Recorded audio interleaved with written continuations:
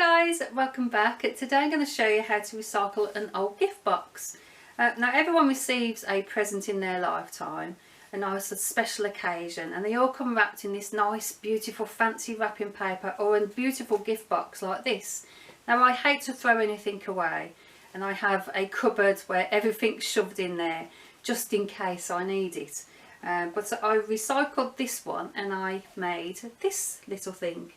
Now this is going to go into my bathroom, so where it's going to go with this boat that I also made, because it complements each other. And this is what I made with that one. So if you want to check out that on my channel, and I'll be able to show you how I made that. There's lots of different things on there as well, including leftover wrapping paper. But if you wanted to know how I made this one, keep watching and I'll show you how to make it.